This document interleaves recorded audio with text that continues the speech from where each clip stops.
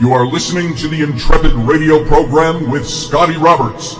Intelligent Talk.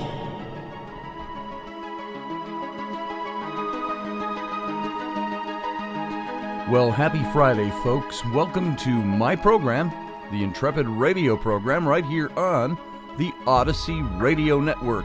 That's ODYSY1.com. Come on over to Odyssey Radio. Find all the different outlets where you can listen to this show, as well as the terrestrial stations where it plays. And you can listen to just the audio stream. But if you're a little more visceral than that and you want to see the simulcast in video, come on over to my YouTube channel. Join the chat room over there, which is live during the show at youtube.com/Mr. Scotty Roberts. It's Friday, folks. It's going to be a nice day. You're going to have nothing but the end of the week to think of and the weekend. Hopefully you don't have to work over the weekend, so you're free for a couple of days.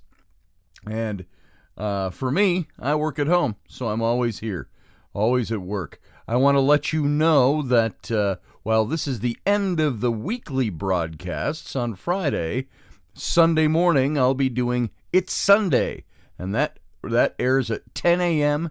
Eastern, 9 a.m. Central, 7 a.m. Sorry, it's early, all you on the left coast. And you can tune in on Sunday for good conversation, interaction, and a little bit of tarot readings as well. So come on over on Sunday. It's not part of the Odyssey lineup.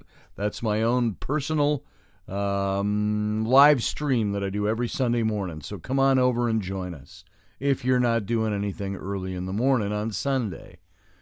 And let's just hop into talking a little bit today. And I want to let you know, some of you have heard some of this information from me in the past. And some of you might know the source of some of this already. But in doing all these shows about religion, the basis of certain religions, the history of religion, getting into psychology and things like that, I've kind of skipped by doing shows that I love to do. I did a paranormal show for years and delved into all different kinds of paranormal activity and paranormal topics. And this is one that's near and dear to my heart. And so sit back and enjoy this. Throw in your comments over in the chat room, and let's talk about this a little bit. And you'll catch on right away. You know, as a kid, I spent far too many nights lying atop my mom's garage with my arms folded behind my head like this. I'd stare into the starry sky, and I was consumed by my childhood fantasies of becoming a starship captain who would boldly go into that endless black, seeking new life, new civilizations. Yet it was more than just growing up a product of pop culture and the science fiction of the 60s and the 70s that fired my curiosities in those young days.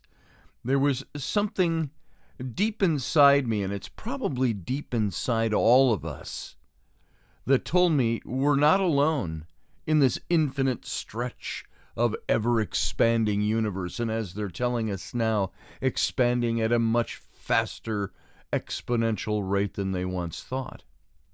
And I longed to know the answers to the age-old questions of, why am I here? Where do I come from? Where am I going? Even at a young age as a kid, I would ask myself those questions. And you know, it wasn't always on the same level that we ask those questions now.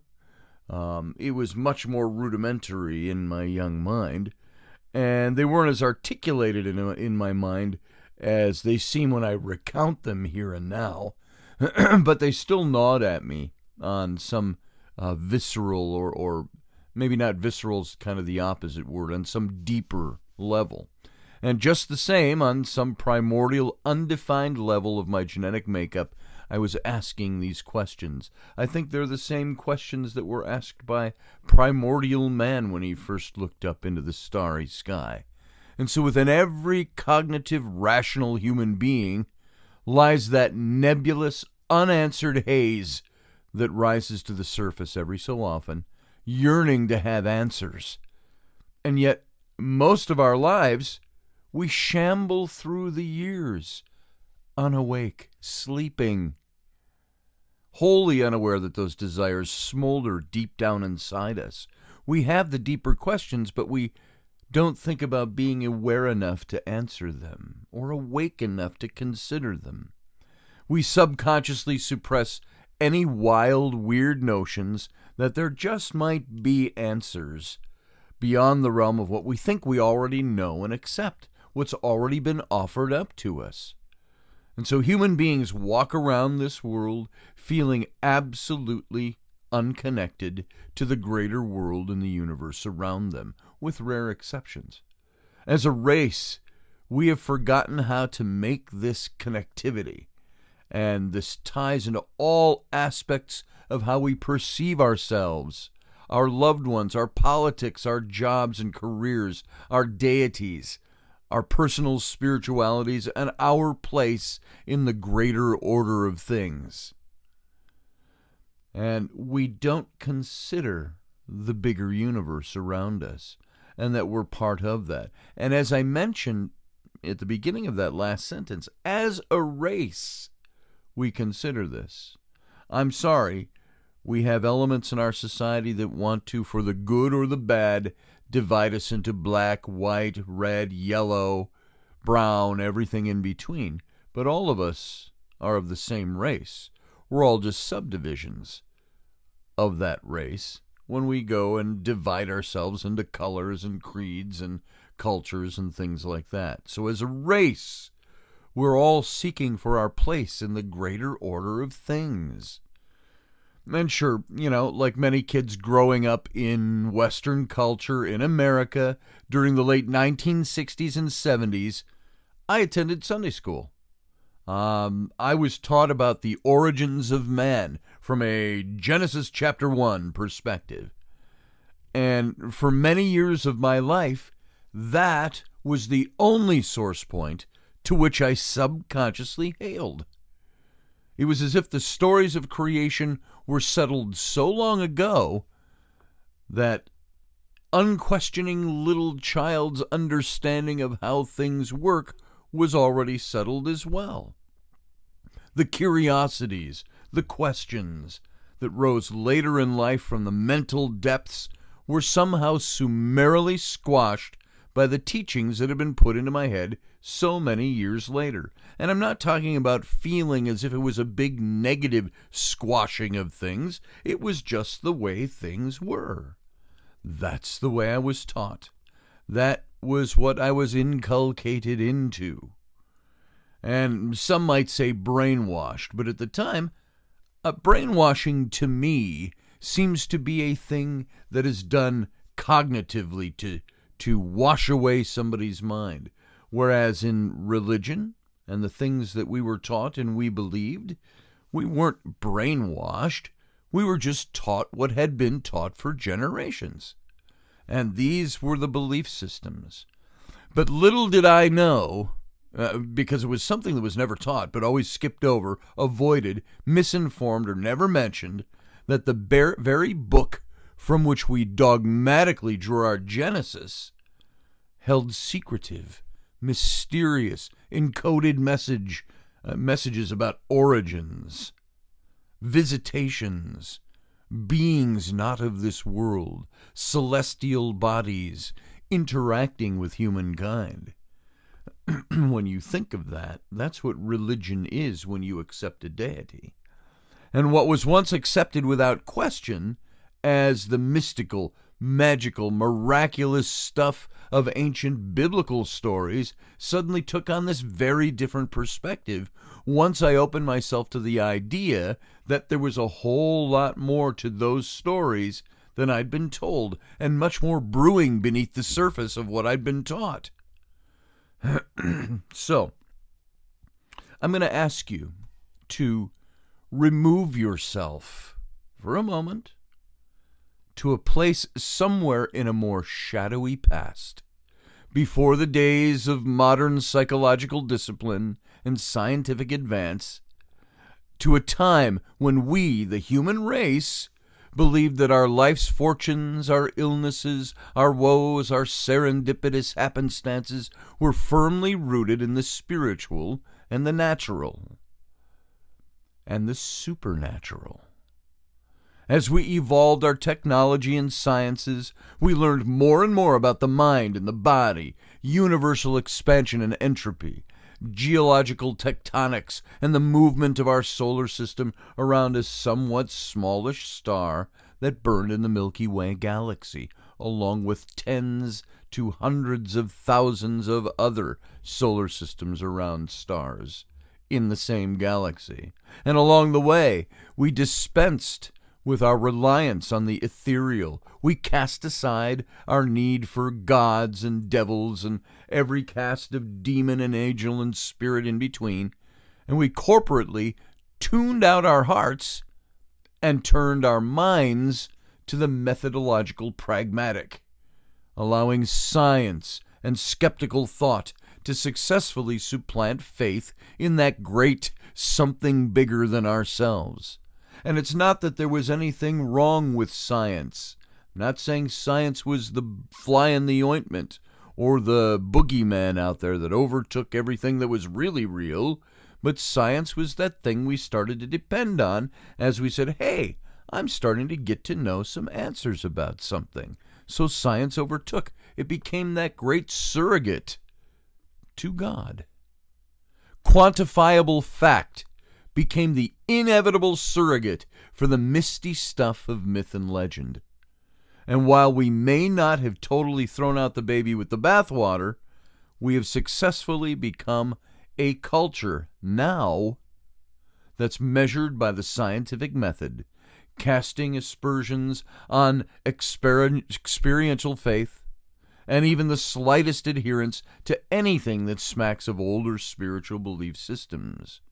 You have to have completely separated yourself out from this indoctrination, if you will, cultural indoctrination. I'm not talking just religious indoctrination or dogmatic indoctrination. Our culture evolved or morphed into this, and unless you separated yourself from that, you didn't consider the spiritual as you started to take on the scientific. So the paramount endeavor, I believe, that occupies most of the recorded history of the human race seems to be synonymous with the history of mankind, and that is the great quest for discovery, the seeking out of the who's, the what's, the where's, the why's, the wherefore to's, and the how's of our existence. Well, at the same time you can say, and I've contended this, that the history of war is the history of mankind. While this is a truism, concurrently existing with that was that separate part of our societies and of our cultures that sought to know things, to expand the mind. It's like today, you look at all the trouble in the Middle East. This is where our leaders take us, and our political factions take us. There's always war, there's always fighting, there's always people at people's throats. Yet you'll have the scientific community, the art community, that will separate themselves from all that politics and say, we don't want war, we wish we could all be at peace so we could figure some things out. So, while attempting that quest to adhere to strict quantifiable sources, we've let go of the spiritual, for the most part, in modern secular society. The innocuous, the insubstantial, the airborne flotsam that when you actually look for it, seems to permeate every facet of being, down to the very spark of life itself. But we have skepticismed those things away. We no longer adhere to those things because they're unquantifiable. You cannot reproduce them in the lab under the scientific method. They're superstitions, and so therefore we no longer abide by these things. And I'm speaking in generalities here, of course. So, what if the outmoded, outgrown, discarded superstitions, the things of the unseen, the unwanted realms, really do have their basis in some sort of truth? What if the superstitious banalities that we brush aside in this broad swath of our skeptical scientific hand were truly the evidentiary stuff of things not seen, the substance of the very real universe that is around us? The dream life that we sleep through really exists out there in the real life. And so all these evidentiary things, the stuff of things not seen, the substance of the very real universe dwells and operates just below the surface of the visible, the tangible world around us. What if there truly exists a viable, legitimate source code that at times finds its way through the barrier that divides the diaphanous from the substantive? What if science ain't the end-all and be-all of this universe, and we really are surrounded by, on all sides, by forces of good, forces of evil, forces of light and dark? What if there really are living, vibrant beings who dwell and function beyond the veil of the dimension of the here and the now? You know, we thought at once there were 3 dimensions, then 5 dimensions. Now they're talking about 6 and 7, up to 9 dimensions that exist out there. Some of us can't even comprehend that with our minds. So, nearly every ancient culture had in its annals its mythological tales of supernatural beings who came to Earth for the purpose of intermingling with human beings. Did you know that? Every ancient culture has this intermingling of celestial and terrestrial beings, with rare exception. And out of these early encounters came the many subsequent accounts of ancient universal floods imposed by a god or a superior being for the purpose of what? Wiping out the offspring created by the supernatural intercourse between these beings, these celestial beings, and the terrestrial humans. And in the ancient humans, how's that for redundancy? In the ancient pan-cultural understanding, these beings have been referred to as angels, demons, spirits, gods, deities of all sorts. And so the question that begs to be asked is, were they actually part of some spiritual hierarchy of angelic and demonic beings, or were they only labeled as such for lack of a better understanding by the finite human mind that had not yet grasped these things? It would be like the fictional stories we've seen in shows like Star Trek and others, where we have been the first contact to a culture on another world that knew nothing of life out in beyond their own planet. It's that kind of understanding, that kind of mind-blowing thing. Are we seeing the experiential contact of humans now with angelics and demonics? Or are these supernatural descriptors the only mode of illustrative labeling that ancient man had for understanding who and what they encountered and experienced? When ancient man labeled beings that they encountered as gods, were those really not gods? They were just beings from somewhere else. And that was the way they understood it. The technology might have been superior, so it appeared as magic. Were there supernatural beings who descended and cohabited with humans, bequeathing an offspring of giants, or any other kind of creature, as many cultures purport, or is there a physical extraterrestrial connection? And by extraterrestrial, don't get thrown off by that word. We think of ETs, aliens, greys, all of these different little characters, little green men, when we say the word extraterrestrial.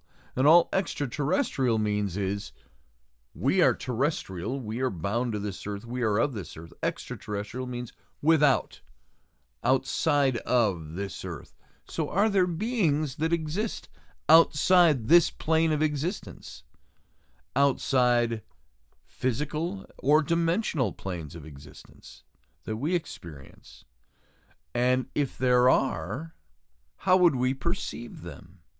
Is there a doorway opened from other dimensional realities through which beings who could be described by ancient man as nothing less than angelic or godlike visited this dimensional plane? That's a big question that we have to ask. I'm just checking my time here, folks. I want to see where I'm at. Okay, we got a few minutes left in this first half. Believe it, we're already running up to the end of the first half of this show in about 4 minutes. So, let's move on. In some of the apocryphal, non-canonical writings of the Bible, those excluded from the Bible, as we've talked about many times over the last few months in looking at religious history, those books that are excluded from biblical scripture by, like the Councils of Nicaea and following, that were originally invoked under Constantine in 325 A.D., we're told of a group of beings known as Watchers, who orbited the earth with divine mandates of watching over mankind, but who also desired to take on the self-imposed task of descending to the earth to teach certain skills to human beings, ultimately resulting in a cohabitation, a sexual intermingling, and the result was a race of godlike progeny that, in a biblical term, we knew as the Nephilim. Now here's the question. Did this actually happen? Is this the stuffs of mythology, of fable, of allegory? Are we absolutely stone cold alone on this planet? Or is there something else from without? Is there life out there somewhere? I think this was the appeal when I was a kid, and I mentioned yesterday when we talked about heroes, I talked about how Captain Kirk was my hero when I was a kid growing up, the fictional starship captain. But what was he the captain of? A vessel that was going out to seek out new worlds and new civilizations, and to boldly go where no one has gone before. And so, when we consider that, are we saying in a fictional sense what we believe deep down inside us, that we know that there's something else out there? Rocky and I talked about the other day how, and he read a quote by Graham Hancock, who is certainly not the original thinker in this, but it came out of one of his books, talking about how we as a culture have forgotten where we've come from. Genetic loss of memory. So here's a question to ask. Ask yourselves as we go out to break now in this first half, is there something else out there? Have we been visited? Are we the only things? And if we think that way arrogantly, we may come to the conclusion that there is nothing else other than what is here and now. Let's think about that. Let's consider that when we come back. Stay tuned for a couple of minutes. We'll be right back. Sit tight.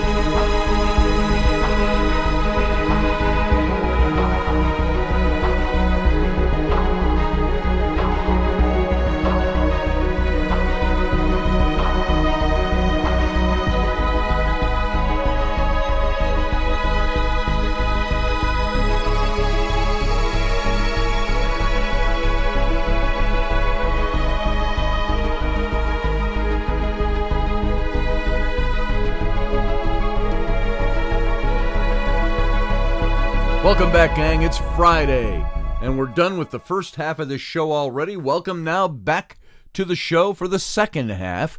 This is Scotty Roberts. You're watching and listening to the Intrepid radio program right here on the Odyssey Radio Network.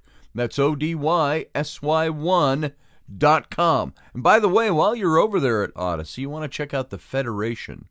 I'm going to tell you more about that. I'm going to have Russ Haslage, who is the owner of this radio station, Odyssey Radio, but who is also the CEO, I believe, if I'm not misquoting that, of the Federation. And it's more than just a Star Trek fan group. I want you to learn more about this, and we'll have him on probably next week, and we'll talk about this. But go over to Odyssey 1, ODYSY1.com. Find out all the goodness that is Odyssey Radio. Then come on over. If you're only listening audibly through Odyssey right now, or one of the different outlets or radio stations where this show appears, you can come over and join the live video feed and the live chat room over on my YouTube channel. And that is youtube.com/Mr. Scotty Roberts. And by the way, I think you can just put in /Scotty Roberts. Gets you to the same place. That's apparently the older version of my YouTube I put up years ago, and it still gets you to the same windows. So come on over and join us.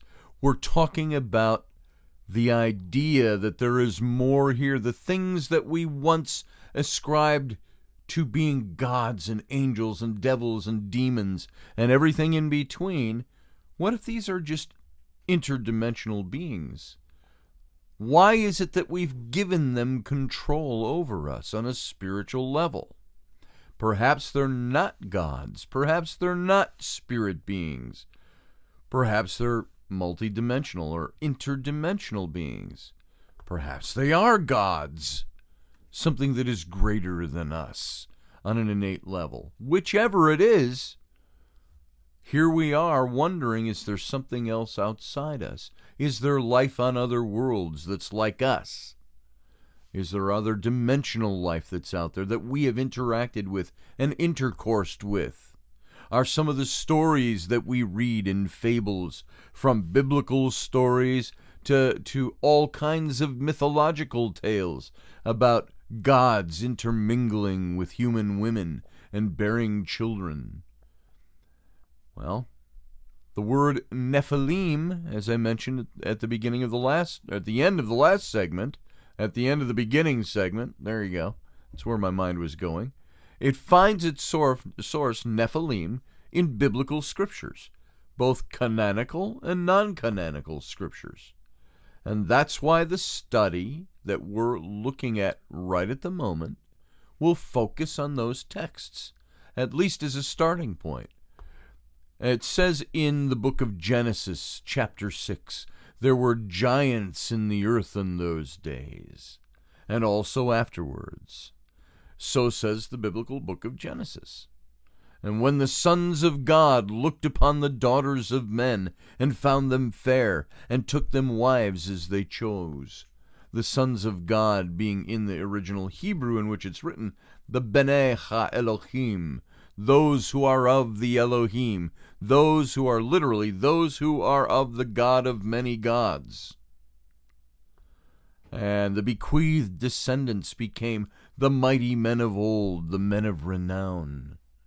And the literal translation of that passage, Genesis 6, reads something like, the watchers came and took human wives for themselves, as many as they wanted. Their children were the Nephilim of old, the giants. And so the accounts of these beings can also be found in the books of Jasher, Jubilees, and more recently discovered Dead Sea Scrolls, the Book of Giants. And the ancient Irish wrote of giant shining gods called the Tuatha De Danann, who later became the elven folk of lore and Celtic mythology. The Middle Eastern and the Mesopotamian cultures had the Anakim, the Anuna, the Anunnaki, and the Rephaim, along with other beings and races described as having been descended from giant Nephilim forebears. Did you know that Goliath in the story of David and Goliath is mentioned as being one of the remnants of the Nephilim? He and his 3 brothers from Gath. And so the Middle Eastern has all these different characters. There are different characters all around the world. The Norse mythologies make reference to Niflheim, the underworld that is ruled by the goddess Hel. The Hindu Vedas and the Puranas, they tell of the antediluvian, the pre-flood world, of giant gods Daitya and the race of the giant Andanari. Native American cultures speak of highly elusive, giant, hairy, big-footed creatures that roam the American forests, just as Tibetan mountain peoples tell age-old tales of similar, equally elusive giant creatures in the Himalayan mountains. The Greeks have their Titans. The ancient Sumerians have their flood epic of Gilgamesh, the giant half-god, half-man. While these peoples, religions, and cultures are widely diverse, their giant and flood mythologies, their pictographs, their folklore, all seem to have common historical linkages. So I'd like us to, maybe in upcoming days or weeks, talk about this a little more. Look at who these characters might be. And this is something you've all heard me talk about before. If you've been with this show any length of time, you may even have some of my writings, some of my books about this topic.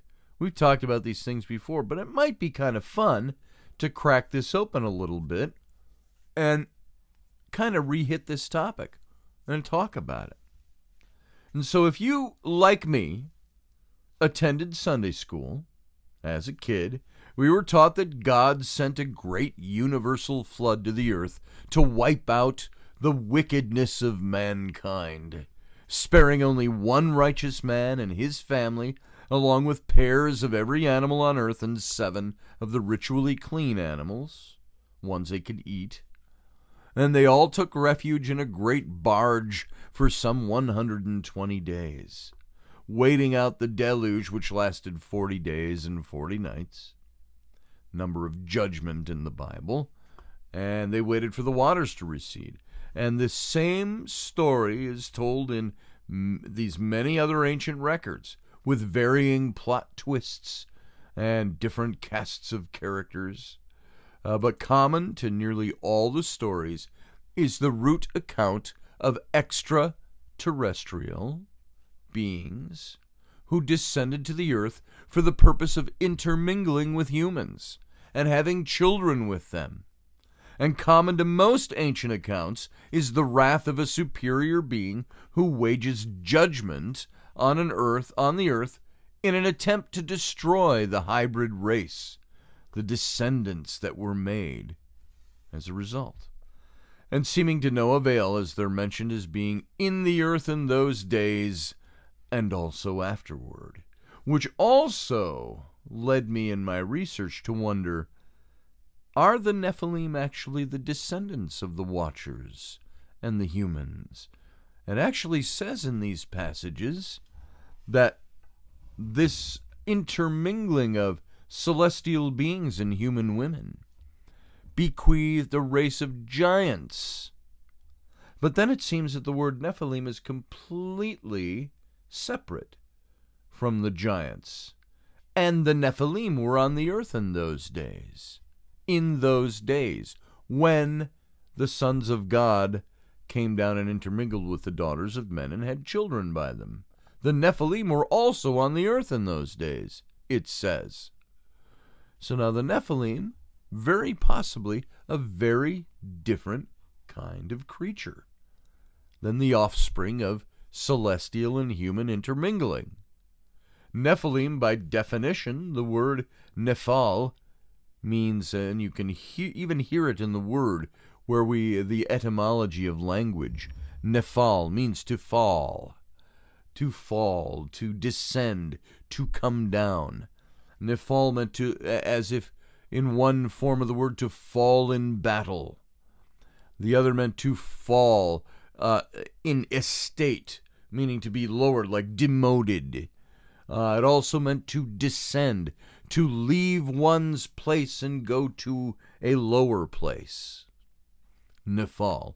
And then, of course, im, or him in the Hebrew, is just a plural suffix tacked on a word to make it a plural.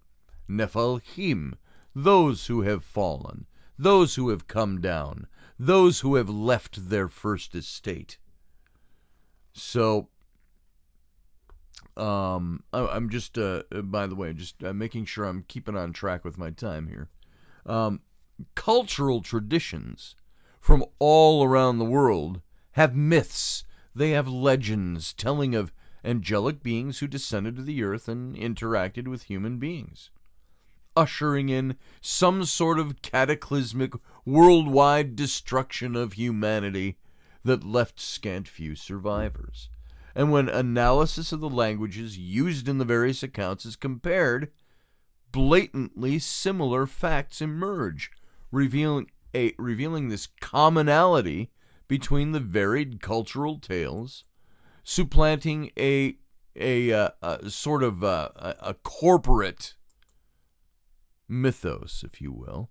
Flesh and blood beings who were revered as gods interacted with humanity in the most intimate of ways. And while there's this lack of being able to scientifically repeat this evidence, there exists a sum of recorded history, combined with diverse extant religious texts, mythological tales that comprise this broader picture of antediluvian races and events. And because these things cannot be quantified by the standards of the scientific method, do the plethora of ancient accounts establish any sort of verifiable proof of a crossover between interdimensional or interplanetary races? Do they make a sort of a ad hoc, if you will, scientific methodology? Can't repeat it in the lab, but the overabundance of these tales speak to something. Well, I believe yes, and that's what I'm addressing here now. That's what I'd like to address more. While the data is not repeatable for scientific experimentation, the historic annals speak loudly and clearly. When there exist such localized myths in geographical regions, repeated by other localized myths in other faraway geographical regions, over and over and over again, there is a certain scientific methodology that's at play. And I think there's a message revealed. Almost more importantly than the physical textual references and evidences are the spiritual implications that can be drawn. Beyond the accounts of giant beings and extraterrestrial intercourse with humans, we have the spirituality of the matter, spanning the gaps between dogmatic theologies and firmly held systematic forms of belief, spawning this broader interconnectivity between religions, cultures, and spiritualities. It's my personal belief that there is much more to discover than has been revealed and that we have discovered yet. And the more we hypothesize, ponder, explore, research, study, and meditate on this wide array of scriptures, facts, folklore, stories, fables, writings, the more we engage in a responsible dissecting and evaluation of the living, breathing existence of all these different types of beings. Now, you may well ask what qualifications and credentials I have to draw these kinds of hypotheses. How can I possibly speak of such things with any modicum of authority? Who am I? I'm just another guy talking. I could hold up my years, and I've talked about this before, my years of incomplete degreeless education in Bible college and my master's program in seminary as sources for much of what I learned about biblical scripture. But as I've alluded to previously, that education simply left me wondering more about the things I had not been taught. This is what a good education will do for you. If exploration and discovery is at the core of every human heart and mind, then seeking out the answers by means of personal study and research is on us. The onus is on us to do that. It's our responsibility. Your education doesn't end when the diploma is placed in your hand. It goes on. That's the starting point. We're all scholars. We all bear a responsibility of rooting out the facts and seeking for truth.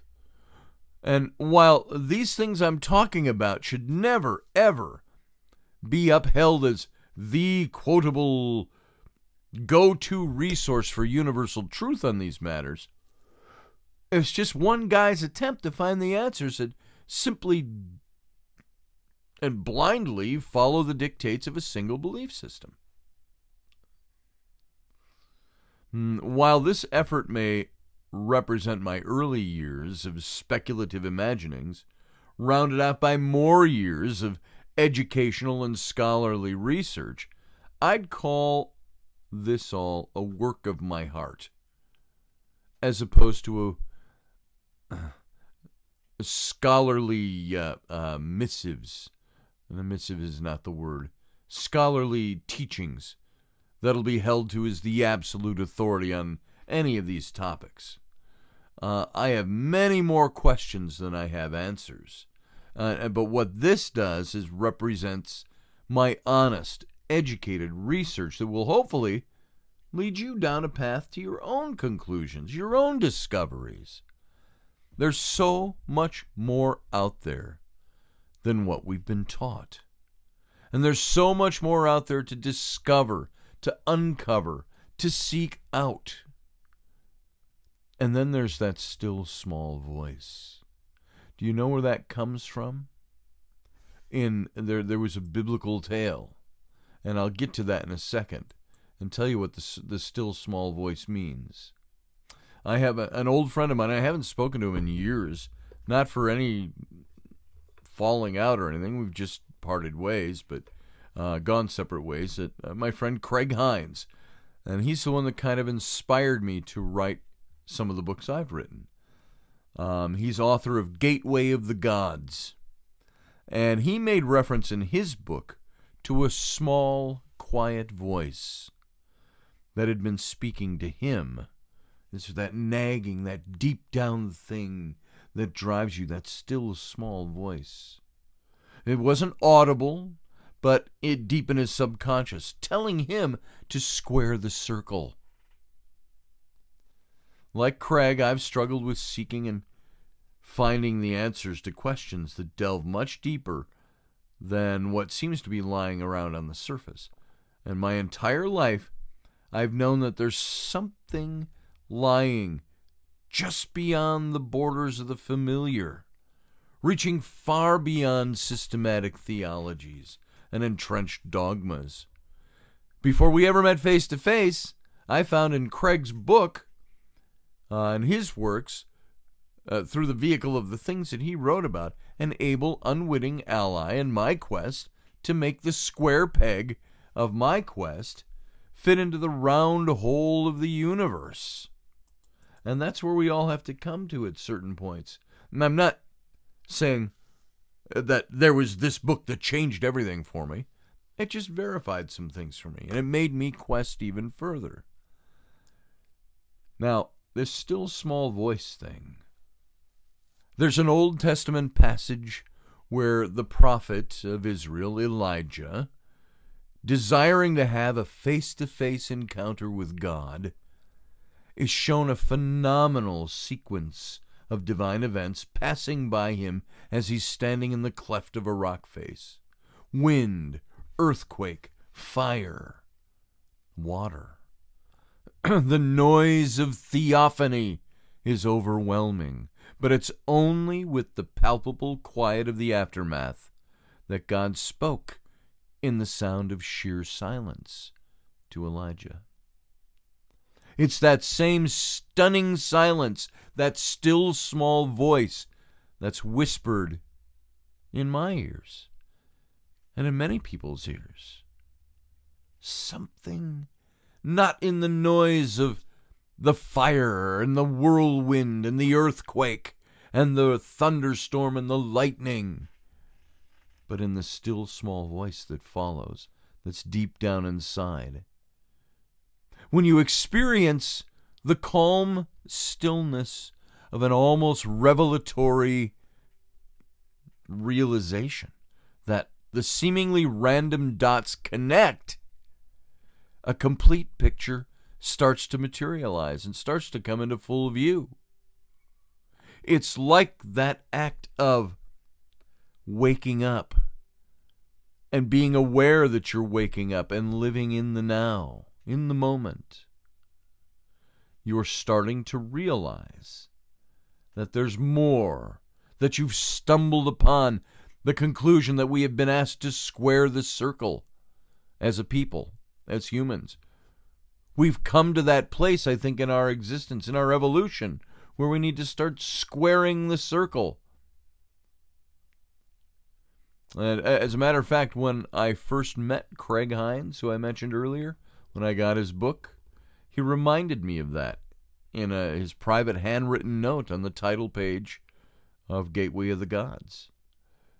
He said, "Square the circle, Scotty." So, for most of my life, I've insisted that as much as we live and dwell in a natural world, we live and dwell in a supernatural one. The supernatural, in a sense, doesn't even really exist as something separate from the natural world. We as human beings have made the great gulf fixed between the two. We've separated them out. But they all are interlaced and interact, woven into each other. We live and dwell in a supernatural world. The natural and the supernatural are one and the same. They don't exist and function independently of each other. In fact, there is no supernatural.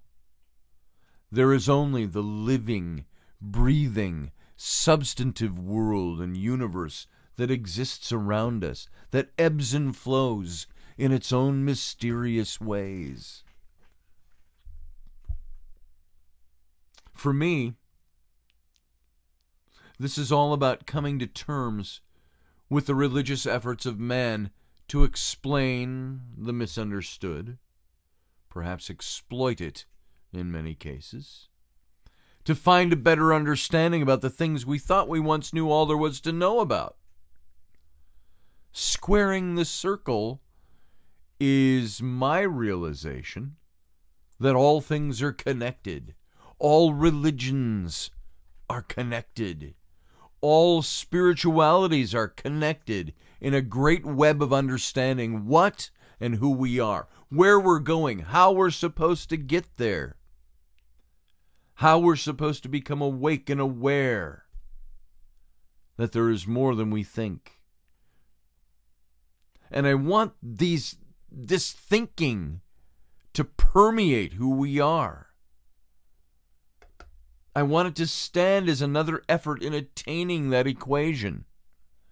That there may even be theories put forward by me, by others who think like me, that cause you to wince in pause as you attempt to assimilate the information and the conclusions that I've come to.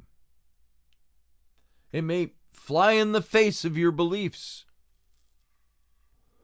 Ancient mankind was visited by beings of other dimensions. I believe this. From a distant star, from another dimension, they intermingled, they seeded, they reseeded, and in some cases re-emerged in their interactions with the human race. There are remnants and evidences all over the world in every culture. All one need do is look for it. Ancient biblical and apocryphal texts tell us that the Nephilim were on the earth in those days. and also afterward. And then we're told in the book of Mark, one of the Gospels, the earliest Gospel written, as it was in the days of Noah, so shall it be at the time of the coming of the Son of Man, or the end times, or the later days. And so, here's what I want you to do. Put on your thinking caps. Devour, absorb, cogitate on these things. Agree or disagree. Examine and dissect these ideas. Find ways to dig into it more. Do your own study. Don't let anybody tell you what to believe about this stuff, but think for yourself. Go to that place where the trappings of societal sterility can't reach your desire to see things with better, perhaps older eyes, wiser eyes. Discard what you think you know and see the world and the universe around you with a fresher yet ancient, unjaded view. Draw your conclusions based on your openness to know something, rather than allow current thought or current religion to dictate where you take your beliefs and what you're supposed to believe. Ask questions and seek answers to those questions. Enjoy yourself in the process of how you can find a way to square the circle for yourself. Folks, be awake, be aware, be in the now. Have a great weekend. We'll see you Sunday morning, and if not then, back here again Monday night next week. Good night.